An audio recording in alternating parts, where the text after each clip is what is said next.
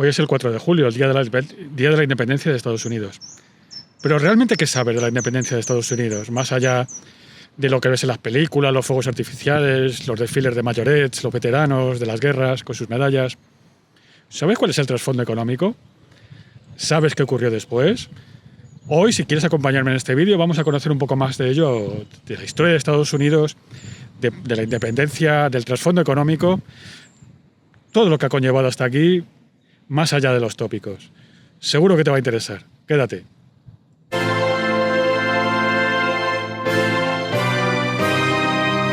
Durante el siglo XVII y parte del XVIII, Inglaterra aplicó a sus colonias la política económica de teoría económica del mercantilismo. El mercantilismo, hice un vídeo a propósito de las teorías económicas, te dejo aquí el enlace. El mercantilismo quiere decir, o propone, que la riqueza de un país está en los metales preciosos, plata y sobre todo oro que acumula. Eso es el mercantilismo. Y Inglaterra usaba sus colonias, porque eran colonias, a diferencia del imperio español, que era un imperio sin colonias. Pero bueno, eso es otro tema, no el de hoy.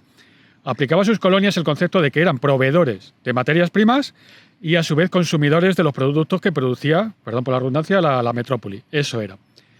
Inglaterra aplicaba la ley del acta de navegación, que consistía en que las colonias no podían comerciar con quien quisieran, solo con Inglaterra, solo con las colonias, perdón, solo con la metrópoli. Lo cual hacía que sus productos más valiosos, que era el tabaco, el algodón, los textiles, el azúcar, solo fueran a la colonia, a la metrópoli, de las colonias a la metrópoli, y no pudiera navegar, comerciar con países terceros. Países terceros básicamente pues era el Imperio Español. ¿Qué ocurre? Que al mismo tiempo practicaba Inglaterra lo que se llamaba una política de abandono saludable. ¿Qué quiere decir abandono saludable?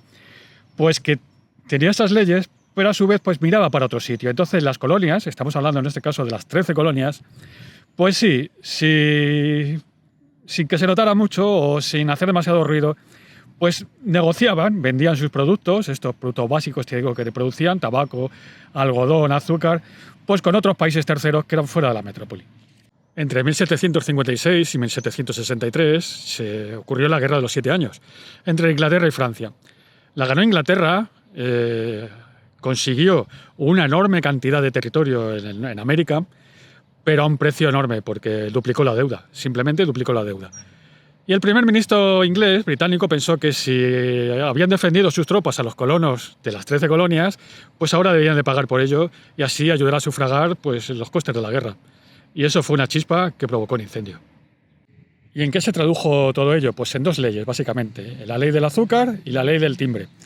La ley del azúcar grababa la melaza, y la melaza era imprescindible para el tráfico, para la venta del producto del ron en Nueva Inglaterra, y amenazó fuertemente al contrabando y supuso un golpe económico importante. Y luego la ley del timbre, primer impuesto directo, que consistía en pagar impuestos por cualquier documento, ¿no? Que afectaba a abogados, a impresores, etc. Cualquier documento que se imprimía, perdón otra vez por la redundancia, tenía que pagar un impuesto. Aquello fue muy duro y supuso eso que nos ha llegado hasta hoy de no taxation without representation, el lema de la revolución, la guerra de independencia, que si pagamos impuestos también tenemos derecho a que nuestros representantes, sigo pensando, los de las 13 colonias, tuvieran voz y voto en el Parlamento de Londres. Como digo, esos dos impuestos, nacidos después de la Guerra de los 7 Años, supusieron la chispa y ya el comienzo de una rebelión. Seguimos viéndolo. Y aquí llegamos a eso que seguro que te suena, que es el motín del té de Boston, ¿no? El Boston Tea Party, de 1773.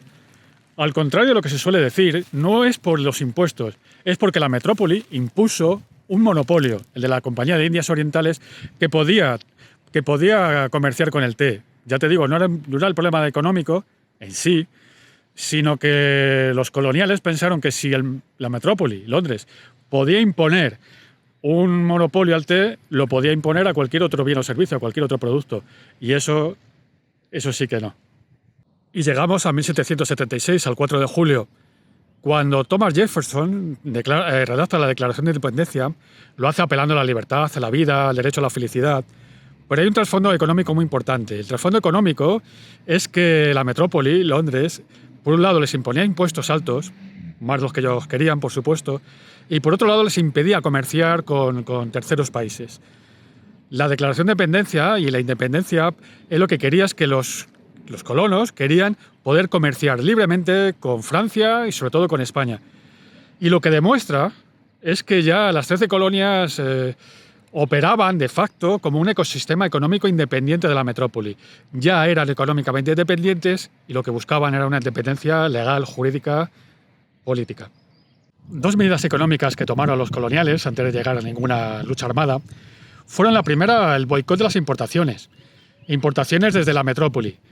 Fue tal que las importaciones o las exportaciones británicas a las 13 colonias cayeron un 40%, lo que empujó a los comerciantes de Londres a forzar a su gobierno que derogara la ley del timbre que te he mencionado antes. Otro factor a tener en cuenta es que las plantaciones del sur de las colonias, como las de Thomas Jefferson o George Washington, estaban enormemente endeudadas con los financieros de Londres.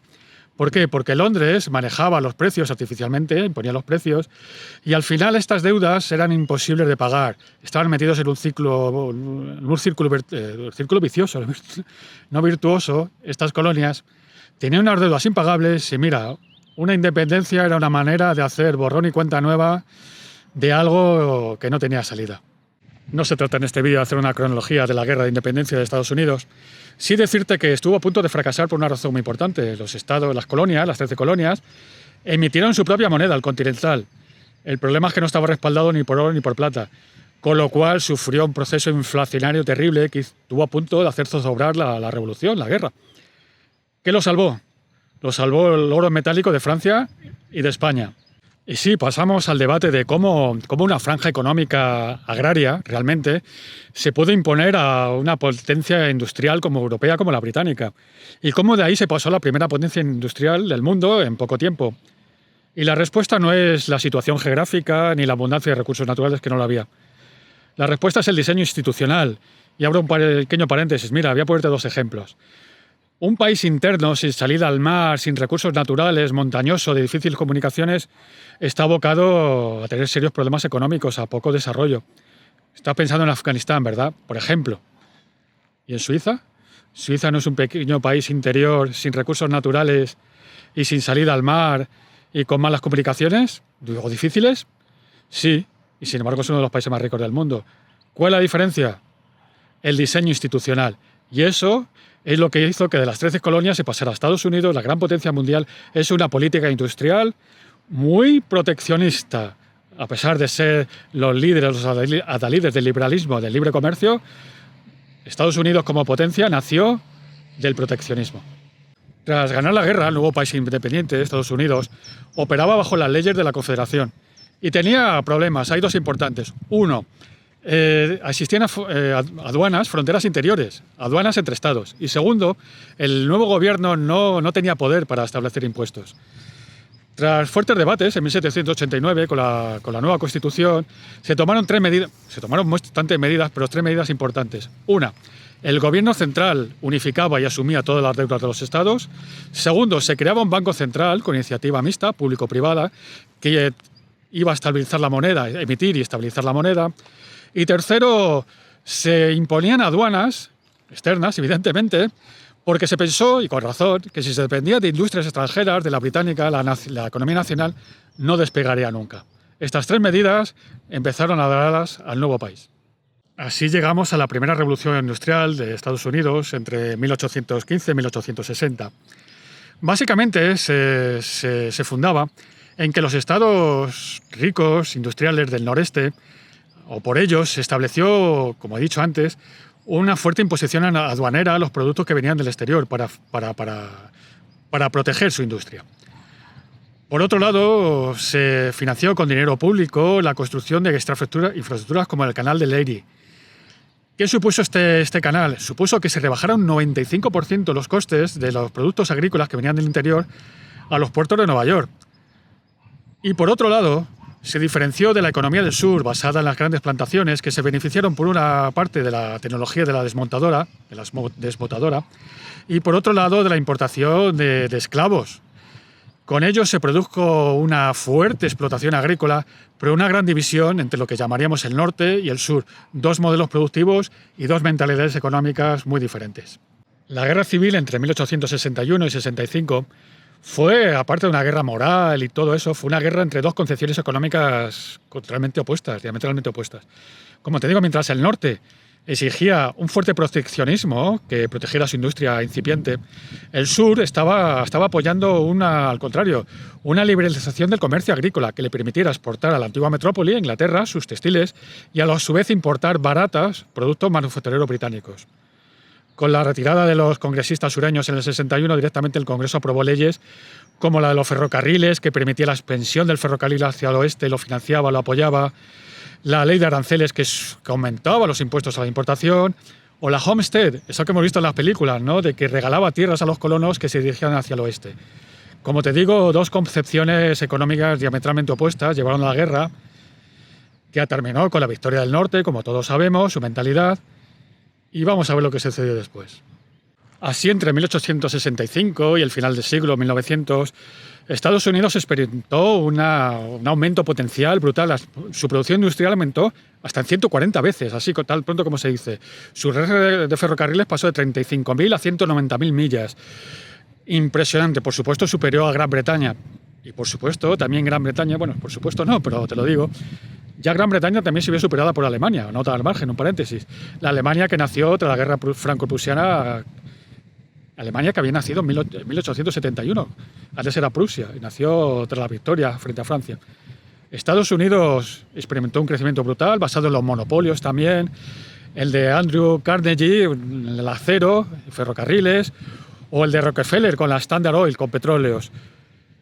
Se practicó una política de laissez-faire, el dejar hacer, que permitió las grandes concentraciones, los grandes monopolios, el gran crecimiento, y solo al final la ley Sherman controló un poco eso por el gran descontento social que produjo esta gran explosión industrial y de crecimiento que favorecía muchísimo más a algunos que a otros. Tras esta época dorada, la Gilded Age, en el que Estados Unidos creció hacia adentro, por llamarlo así, empezamos el siglo XX con un crecimiento hacia afuera. Con la llegada del Fordismo, con Ford y su fábrica de coches, su sistema de producción en cadena, Estados Unidos empieza a ser gran potencia no solo interior, sino exterior. Hasta llegar a 1929, al gran crash, y debido a una sobreproducción y desregulación totales, que llevó a la Gran Depresión y llevó después al New Deal de Franklin Delano Roosevelt y a su aplicación de políticas keynesianas y a la Segunda Guerra Mundial. La Segunda Guerra Mundial, que supuso que la guerra se produjera en suelo europeo y en suelo asiático y que Estados Unidos, aparte del ataque a Pearl Harbor, no sufriera daños en su propio territorio, propició que sí ya era una gran potencia, definitivamente después de la Segunda Guerra Mundial, fuera la gran potencia hegemónica de todo el mundo y que el dólar fuera la moneda internacional sustituyendo a la libra esterlina. Y llegamos a la época actual. Después de la Segunda Guerra Mundial, seguimos como Estados Unidos, gran potencia mundial. Venció económicamente a la Unión Soviética, su gran enemigo. Ahora digamos que el rival de Estados Unidos y el que le desafía al cetro del poder mundial es China. No lo veo, sinceramente. Estados Unidos tiene un mercado, ya no solo industrial, económico, un mercado financiero imposible no ya de sustituir, sino imposible de reproducir. Es inimaginable la profundidad y la liquidez de su mercado de bolsa y sobre todo su mercado de bonos, su mercado de divisas, la libertad que hay para comprar y vender en Estados Unidos. Pensemos que el yuan chino no es una moneda convertible, tú no puedes ir al banco y comprar yuanes chinos, ni venderlos. Eso hace que Estados Unidos siga siendo la primera potencia del mundo, eso y las tres revoluciones que han venido después, que fueron primero los ordenadores, después Internet y ahora la inteligencia artificial. ¿Qué nos deparará el futuro? Pues no lo sé.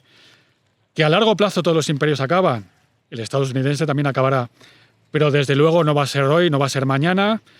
Por suerte o por desgracia, yo diría que por suerte, es la gran decepción para mí en esta época ha sido la Unión Europea, que ha demostrado que solo sabe regular, no sabe crear. China, se suele decir, Estados Unidos produce, China copia y Europa regula. Eso es algo que tenemos que cambiar y no sé si vamos a querer hacerlo. Y así Estados Unidos continúa a ser la gran superpotencia económica, industrial, política y militar del mundo. Gracias por haber llegado hasta aquí, hasta este final de vídeo. Si te ha gustado, pues dale al like, suscríbete. Como siempre, gracias, saludos y para los estadounidenses, feliz 4 de julio.